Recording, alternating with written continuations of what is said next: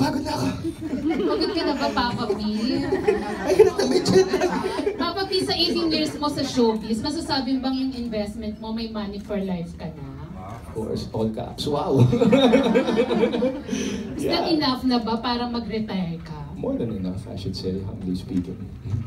More than enough. Pero nasabi mo kasi kanina, parang naiisip mo naman noon pa na you're not always on top. At this point ba, natatakot ka pa or may fear pa na yung sinasabi sa mga artista na malaos? Ang tagal ko na dito para isipin ko pa yun. You know, ako nga yung gustong umalis, na hindi naman sa pagyayabang, pero you have to realize that, you know, you're not always in your prime. You have to give it to the younger ones, such as my kid na nasa ASAP na ngayon. So, I want to give him the chance to shine, and you can't hold on to it for life because there are other people who deserve to be in the limelight as well. So may naiisip kang fallback aside from being a Marami. missionary? Marami. Like? Business. Business. My family is into real estate, so I want to focus on that more. And of course, I enjoy sports so much. You know, I wanna. Actually, I was hoping I could do a full marathon before I turned 40. And hopefully I can do that because that's all I did in Europe. I would run every day. So if I have the chance, I'd do it and probably do the full Ironman. Ganun. So never mong pinangarap, Papa P, na maging presidente ng ABS-CBN? Medyo nagulat ako. I told Tito Mariol, sinagot ko talaga yun. No? Meron pala. Hindi ko kaya yung pressure siguro. Pwede mo maging consultant sa Star Magic because, you know, I've known the ins and outs. Pero to do a desk job, hindi ko kaya mag-office. I'm a nomad. I'm a constant traveler. So hindi ko kayang mag-take on ng isang job na ganun palaking responsibility.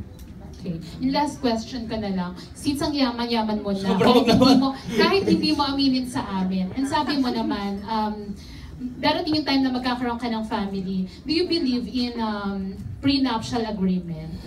I'll cross the bridge when we get there. I don't know how it goes. Kasi sometimes nakaka-offend din yung sa bawat isa. But when you talk about love, you don't talk about that. So I'll just cross the bridge when I get there. So depende kung gaano mo kamahal ang girl, ganun ba yun?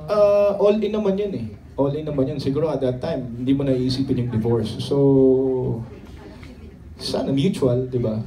Kung ano man yung mapag-agreean, hindi ako naniniwala sa prenup. But I just find it offensive, you know, personally. But if that's gonna be the case, then kung pilitin ako ng nanay ko, magiging asawa ko, di ba?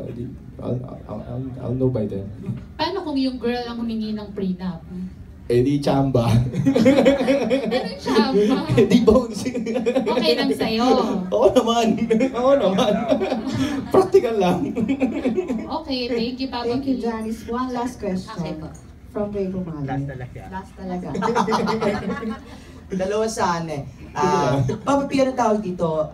I'm sure, katulad sinabi ni Janice na ang dami-dami mo ng pera.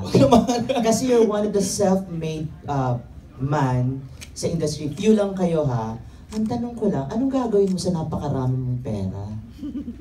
Pag Baka may Hindi kasi sabi niya rin naman gano'n, hindi naman siya Hindi ako magastos, wala naman kami nakikitang wala naman kami nakikitang mga magagarang sasakyang pinaparata sa social media, mga gano'n.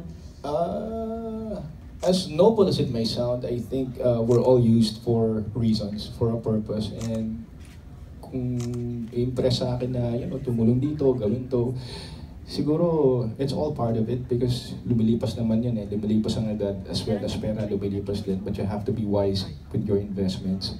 So hindi ko naman iniisip yung worth ko. As long as I know I'm able to wake up every day with a clean heart, a clear spirit, and a clean mind, I don't focus on what I have. Last na lang talaga ha. Last na lang. Promise. Promise! Kailan kayo naging okay ni Juday? We've always been okay.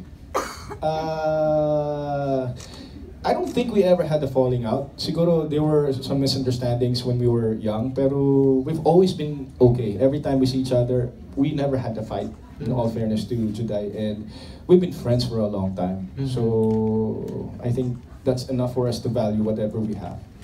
Di ba kayo nag-uusap ng Ngayon, tagal, I mean, yung talagang talk na matagal na... hindi pa eh. But, you know, I think kahit hindi kami magkita ng matagal, you know, I consider her one of the valuable people that I have in this business and in life.